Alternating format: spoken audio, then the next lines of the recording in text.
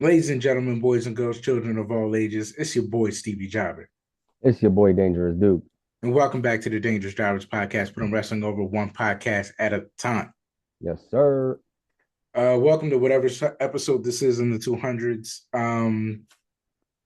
Short list, short week. We on the road to WrestleMania. We keeping it hot. We trying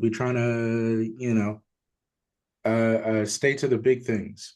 Mm-hmm.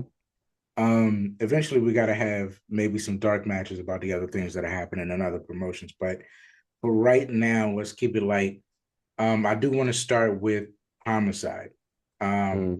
it's a little low place to start, but hopefully we should rise from there. For anyone who doesn't know, legendary, I want to say legendary singles tag team um, Hispanic wrestler Homicide from Mm-hmm. you may know him from 187 LAX, TNA, NWA. He was the inaugural junior heavyweight champion in NWA, multiple Mm-hmm. time tag team champion with Hernandez, always by Conan's side, even up to the most recent incarnation of one of the LAXs that was in MLW. Um, close 6 degrees of separation, very close with Eddie Kingston, Mike Santana. Yeah. Um, he had his last match was a tag match with Bull James against Alpha Jr. and Mike Santana. He handpicked the match and he retired, I believe, this past this week, of Yeah. course, but like March 20th, I think it might have been. Um, but he's retiring because he got a cyst in his brain. Mm-hmm. Uh, that is apparently getting worse. Mm. It's affecting his speech, it's affecting his vision, and he said it doesn't make it any better. Taking these hard shots, these hard spots, these chair shots, getting on a plane to travel, like doesn't it Yeah. doesn't really lend itself to his health. So, Homicide is retiring, which is I think uh a little more heartbreaking to hear. We're getting to these stages. We're getting to these um I don't want to say dinosaur stages because that sounds offensive. I want to say we're getting to these generational stages. That sounds classier, right? Yeah. I was gonna say Where the people we grew up with are exactly the starting to people we go the grew up way of with the starting dinosaurs. to are starting to go away. Mm-hmm. Um, we give credit to the people that still stick around from then, like the Randy Ortons, the AJ Styles, the Motor City Machine Guns, and along with teams like Motor City Machine Guns, Beer Money, um, Triple X, I mean, LAX was right there. you can't blame them for it though. I mean, at this day and age, man, health is wealth, and health is the most important thing. Like you only get one body. So Yeah, the fact that he even has the strength enough to even just go through with this last match and then actually walk away. Now, granted, is it the way he wanted to walk away? Probably not. But at least he's able to get the last match that he wants and with the people that he wanted to be with in the ring. mm-hmm. So I can't knock the dude, man. Nothing but love and respect for Homicide, and hopefully he could just focus on being healthy at this point. Yeah, man. I hate to see our greats in like terrible conditions, Mm-hmm.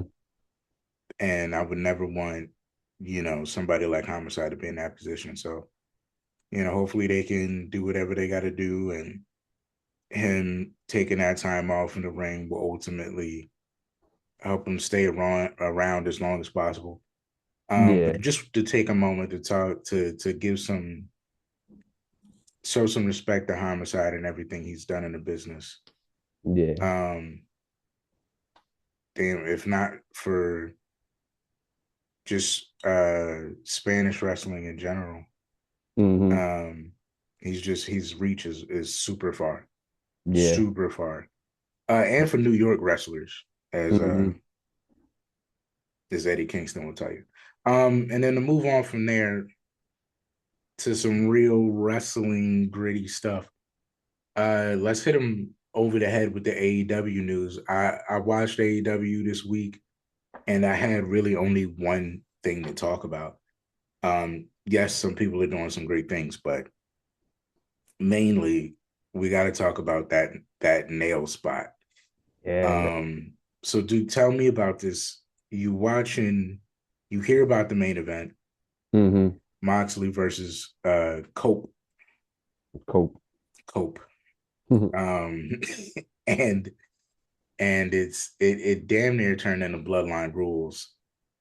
Uh but somewhere in there, Edge comes out with this 2x4 with nails sticking out of it. Mm-hmm. And Very Terry he Funk McFoley. yeah. But yeah, you never know how these things are really going to be used, or if they're actually going to be used, or if it's like one of those weird spots where they take it, but they don't take a lot of it. You know what I mean? Like Oh no, they took it. they took it there. They Yeah. really, really took it there. So yeah, give me your reaction. You're watching this match, and all of a sudden, the 2x4 goes down. Edge sets Mox up for the suplex and suplexes him onto the 2x4 with nails. Because I really didn't expect them to go that far. I Yeah. thought it was maybe like, one of those overhands to the back where you kind of Or you slow just take a down shot to the stomach. or you take a shot to something a little safer. They really went for it. Yeah, and something tells me that was all Mox is doing Mm, because I feel like doesn't really want to go take it there unless somebody's willing to take it there with him, hmm and Mox will take it there with anybody. So I feel like that's got Mox written all over it because the spot itself was just like, dang, like it took a chunk out of his back, and even the cameras had to like pan away for a minute just so they can actually yank it out of his back because Nasty, it was in there.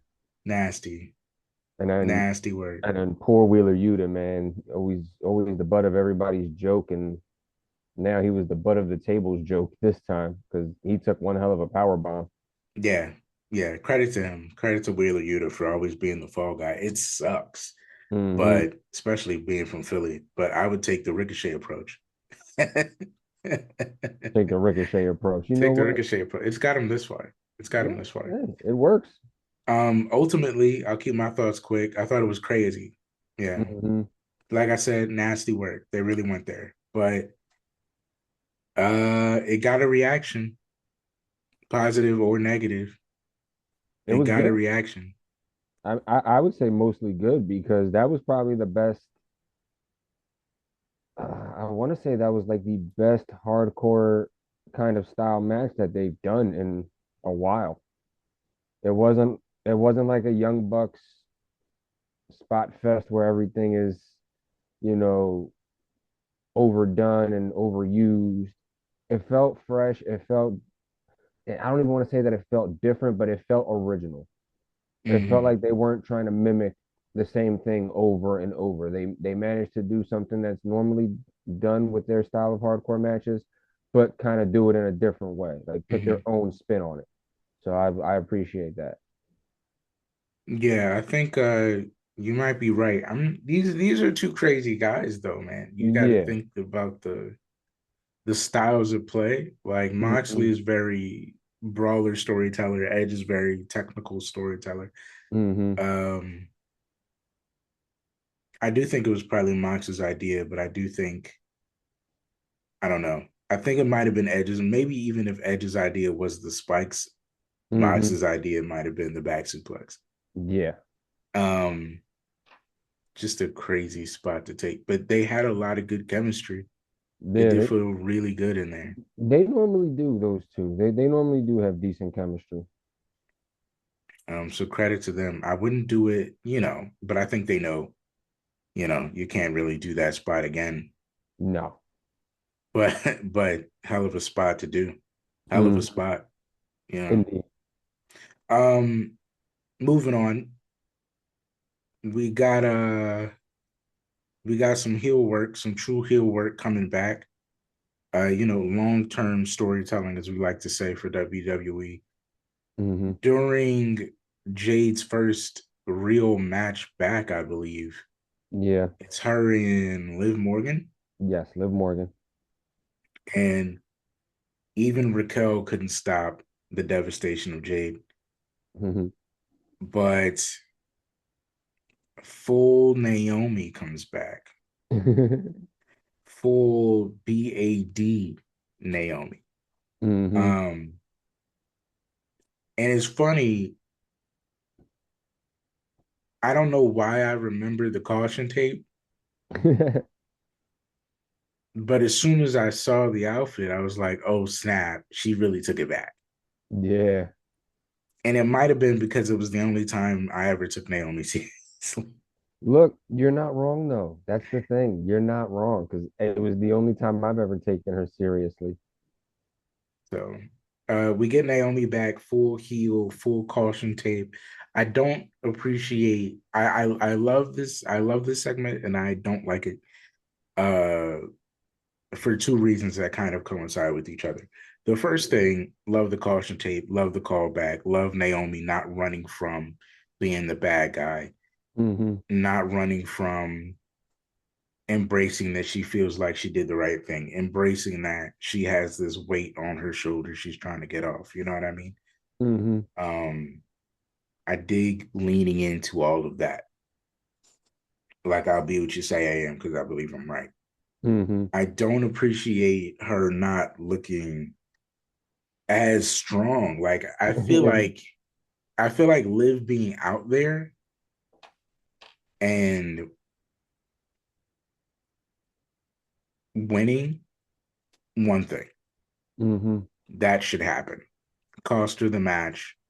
Jade's got a reason to be furious. Hmm. Naomi makes sense. She goes in, beats her down. Hmm.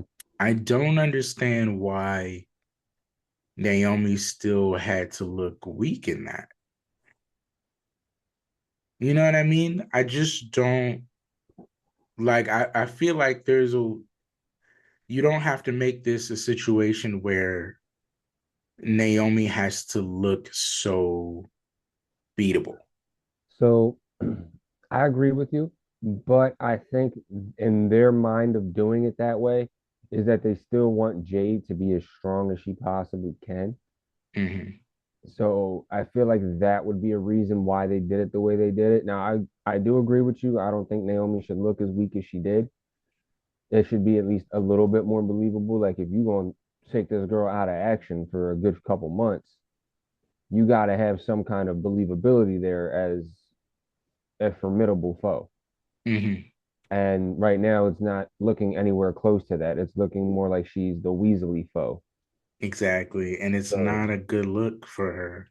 it's not. So It's I I, not. I want to see them kind of get Naomi elevated and looking stronger. Now, granted, is she going to win this feud? No, because we all know that's not the case. But if she could at least look somewhat formidable, like, yeah, girl, I took you out. This is why I did it, and I could Mhm. do it again. Just give it that feel instead of the I'm gonna hit you and then hide kind of thing. I I don't I don't uh how do I say this? I would really be okay with some old timey stuff. Like maybe it's the old wrestling Roger in me, but I don't mind the ABC math, wrestling math of we know who should win. Mm-hmm. So let's give the other guy the one up every week until the inevitable ending. Yes. You know what I mean? Like we all know Naomi can't win here. Mm-hmm. This is Jade's match. Yeah. So why not have Naomi's thing be that? Like I'm always getting you. I'm always one upping you on the way there to create that sort of doubt. Not even sort of doubt, but at least create the tension of like, man, she keeps getting her. Like I remember Taker versus Sean. leading Mm-hmm. up to, and not to compare them to those two by any stretch, but the story of Sean getting Taker every week and Yeah. us knowing Taker's gonna win at Mania, but to see Sean like piss him off every week and get Mm-hmm. the edge up on him is just it's good television and it helps build the other guy for the inevitable loss. Yes. So I don't know. Something to think about, Hunter, even though I know you're not listening. You never know. Cody John, Oh, the heartbreak. dude. The heartbreak, man. The toxicity. That's a good word. Yeah, the toxicity. Yeah. And I don't know. I don't know how to describe it. And this is gonna sound crazy. First promo battle between them since the heel turn. John won. Actually, yeah, John won. And John didn't even promo Cody. He didn't even cut the promo on Cody. Cody just cut one on him. But I think John won so far. I think it's John 1, Cody 0. I think John won because he surprised us. I Yeah. don't think it's because he had the better promo. I will say that. I Hmm. think Cody said exactly what he should have said, Yeah, Cody said and everything correct. I think it landed exactly the way it was supposed to land. But I just think the shock of John's character decision Hmm. we did not see coming, and because of that, it creates this weird like, okay, his impact was bigger in that Hmm. promo. Yes. And I do think the way they did it, Cody left this thing on John's character where he won. But John won the promo, I guess, on impact alone. I tell you Because what. to decide you're not gonna do anything. How much time we Hmm. got before I go Oh, on this little rant? we got 20 minutes. Damn, really? All right, yeah, Hmm. we can stretch out these last two. So John really, John really, he went a very interesting way. I knew John Hmm. had something cooking because hearing him on Chris Van Vliet and his take on what his heel character would be then Yeah. versus whatever it was going to be now, I knew it was going to be something left field. I did not expect what we got though, but it made a lot of sense. Hmm. And it was basically, I'm not going to bless you with new music. You don't I'm not deserve going it. to give you the new heel music. Hmm. I'm not going to give you the new heel clothing Hmm. because I don't follow your lead. You follow Hmm. mine. Yeah. I don't need to change anything about myself. Yeah. You don't deserve Um, you don't deserve it. Whether you were booing me or cheering me, you don't deserve it. It it. doesn't matter if you were 28 or you're 12 in the crowd wearing my shirt. You're the problem. Yep. He's a victim of an abusive relationship. And he's saying no. Hmm. Um, Now, are you satisfied with this? Are you satisfied with John's stance? Are you satisfied with Cody's angle? If I'm going to explain John, I should explain Cody. Cody's angle basically being you sold out and you're lying to yourself. Yeah. Like this isn't John Cena. You're past due. Hmm. This isn't you. And you gave up. Hmm. And for all of those reasons, I'm going to beat you at WrestleMania. And it's not even, I hope for your sake that you bring like the real John Cena. So at least you can lose with dignity. Like Cody's taking no BS. Yeah. So where are you at on John's character shift, Cody's response, Cody's angle? How does this all play out for you? So again, I like the approach that they're taking with John. Don't the way he did the you're not getting new merch, you're not getting new music. This is, it's basically just to screw you to the fans. I like that approach. I think that's pretty good so far. The Cody approach, again, they did it the right way. Cody said what he needed to say, didn't say too much in the same time. For Cody, it was like a less is more kind of thing, and he just kept it simple. Um, I will say, I was thinking about this, and I think it's going to end with John winning at Mania now.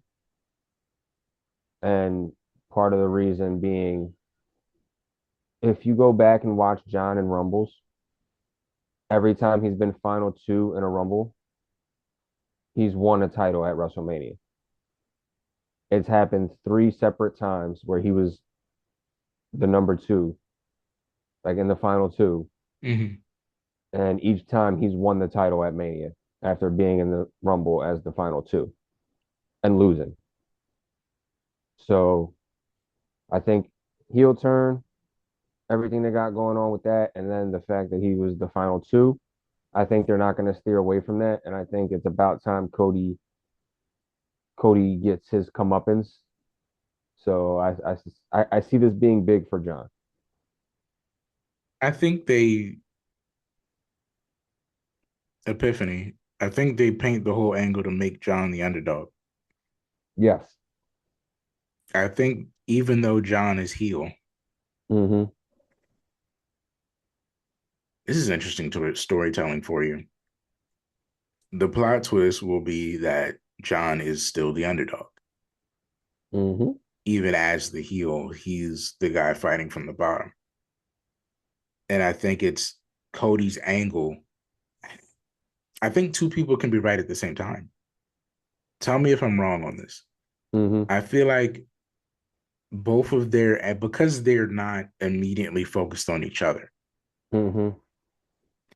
I think that both of them can be right. John can feel like he's a victim of an abusive relationship, and by the way, I don't think he's wrong in that, because we definitely were after the heel turn still going, all right, what do we get? Mm-hmm. What is John going to give us now Yeah. that he's a bad guy? You know what I mean? We were still like, what's John going to do? Like dance for us, like basically. Yeah, pretty much. Um, so he's not wrong. I'll give him that. But Cody's not exactly wrong either. Like No. that's the first match John has won in ever. Yeah. On paper, you're definitely past your prime. On paper, you definitely sold out. So it is like kind of laughable to think you could beat Cody, the guy that's been here in and out every week, trying to be like the John Cena of old, but do it better. Put it this way, And his think last that you're gonna come in and win because like you feel like you deserve it is crazy. put it this way, his last win was in a tag team match with Bobby Lashley. Where is Bobby Dude, Lashley right now? AEW. very far away. That's how long it's been. So they've managed to make John the underdog in a perfect way. So I think both people are right, and I think John can still, I think in a weird way, people are gonna like love to hate John in a way where they'll want him to figure out a way to win this belt in Mania. Yeah. So that'll be interesting. Speaking of deciding who you want to win, who's the underdog, and the question is still up in the air. We got to end on whatever this bloodline thing is. It's Yeah, always some bloodline stuff going on. this weird dynamic triangle. Triangle, square, rectangle, whatever you want to Yeah. call it. Um, love triangle, heel triangle, feud triangle of Roman, Seth, Punk, and whatever this favor is that we still have not figured out. That I don't even really know how it comes into play anymore. Mm-hmm. Um, so give me your general thoughts, and I'll give you the theory that I came up with about what this favor is going to be. So Yeah. it's interesting because at first I was thinking the favor is going to be the triple threat at WrestleMania. But then we know that's not the favor because they all three start pointing at the WrestleMania sign when they're beating each other up. First Punk points, then Roman points, and then Seth points. Like they all take turns just pointing at the sign. Yeah. So then it got me thinking, all right, well, that's obviously not going to be the favor now because they all want the match. Yeah, How's it? and digress with me real quick. Was that not weird to you? Was that weird to you? A little bit, Right? Just a little bit. All right, keep just going. a little bit, but th- then it got me wondering. It's like, all right, we know that's not the favor now because all three of them won it. So kind of redundant to waste the favor on that. But it's interesting because how do you cash in this favor now? Hmm. Where is this Hmm. favor going? Exactly. So that's where I'm at with it. I more want to know what the favor is or what the favor is gonna be. I think my theory is my theory is see, I can't even yeah, I can. My theory is maybe we do Cena Cody night one. Mm-hmm. And maybe the favor is Paul making the triple threat a number one contenders match. Mm. And whoever wins night one fights Cena night two. Because either way, it's a super fight. Okay. You either get Cody Roman two, probably not, probably not.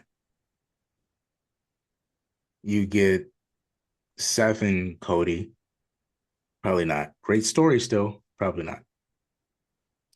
I think Punk wins the triple threat Mm-hmm. and fights John at Mania night two, and we get John Cena versus Punk three, and we can finally have Punk be like the real good guy. And And finally, what a chip on Cena's shoulder to have won 17 and then to go in night two with somebody people had already felt was the people's champ, mm-hmm. the clear heel good guy dynamic now for Punk and Cena. And And they finally get their main event. Punk gets the main event with John all these years later. The guy who he should have main evented with. Full circle. I think it's a great in theory, I think it's a great idea. Wouldn't be mad at it. They're gonna have, and especially if that's how they cash in on this favor, because then it's like a win-win for Roman too. Because then Roman's like, I like this favor. Mm-hmm. Seth could just be like Seth, he don't really care. Um, and then Punk gets his favor, and then Punk wins. I'm not mad at that. Question is though, who takes the pin? Because it can't be Well, not here's the thing. can't be Here's the the tribal thing. chief. As part of this theory now, we have to address the B story of Seth Punk and Roman, Mm-hmm. which really is Seth and Roman.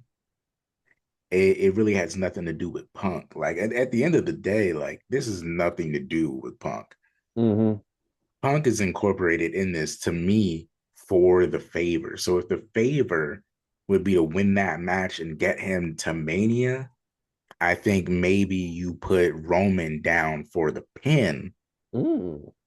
and then have Roman Seth go at it after the match, and that lead to Roman Seth night two at Mania.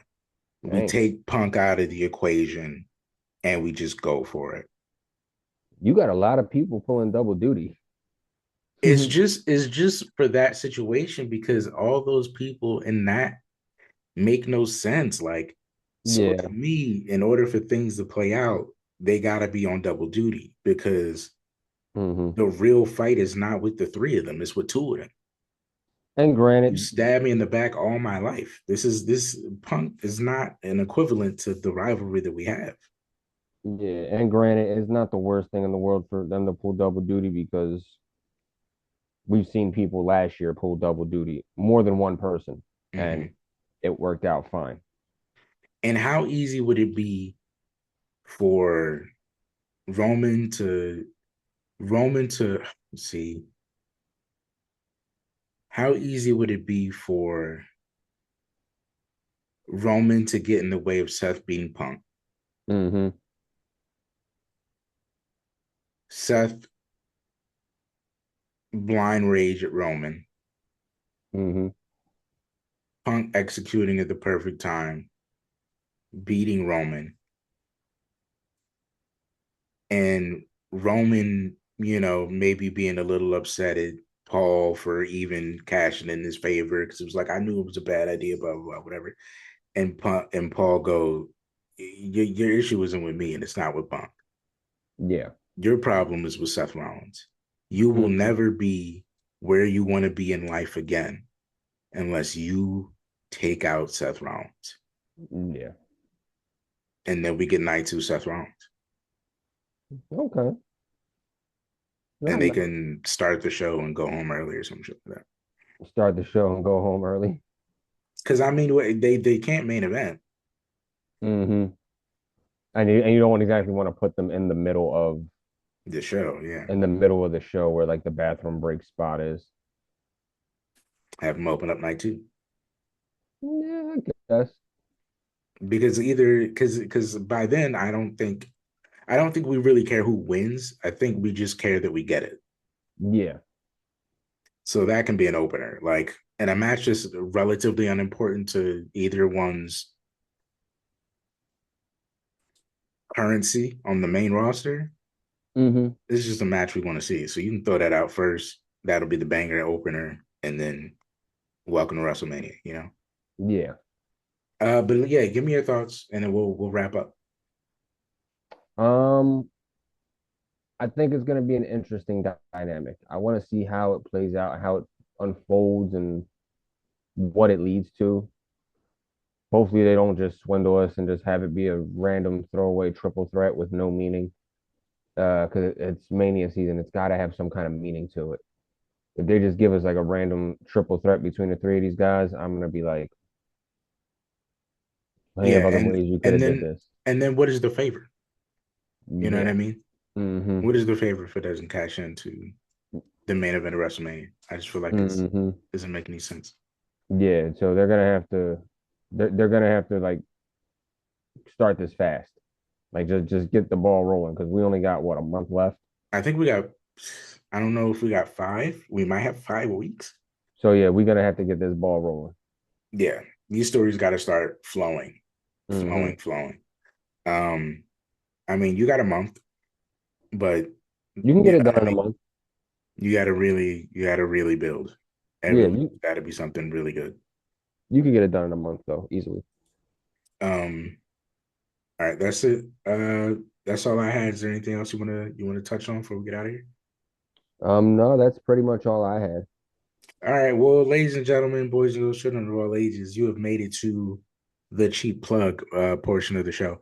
If you look in the link in the description, there's a link tree that has all our other links that Mm-hmm. will link you to our links. IG, the Dangerous Jobbers website.com, TikToks, Facebooks, all those good things that we try to stay up to date on. And if you're listening for the first time, hit the like, hit the subscribe. We usually try to drop around 4:20 every Monday, and just talk as much wrestling as possible within the Mm-hmm. given time frame. Um, but yeah, thank you for joining us. Thank you for chopping it up. If you feel any differently, if you feel the same, leave it in the comments, whether you're on Spotify, whether you're on YouTube, whatever you choose to watch us on or listen to us on. We're very grateful. Um, Mm-hmm. is there anything to push? Is there anything else to push? Besides pushing the cart home, no. All right. I never say this, but If you're on YouTube, if you happen to be, I would actually like us to get to at least 400 by the end of Hmm. this year. Yeah. So if you could get us to 400, that'd be great. Um, so yeah, like and subscribe. Thanks for joining us. Leave us in the comments. We're here almost every week. I've Hmm. been Stevie Jobber. I've been Dangerous Duke. And ladies and gentlemen, please stay up, stay blessed, and Duke as always. Stay dangerous. Bow. Oh wait, let me get in the cam. Let me get in the cam. Yeah, I see it. For we it is. All right, let's go. People have been asking me to be the best in the world. Why, Eddie, why?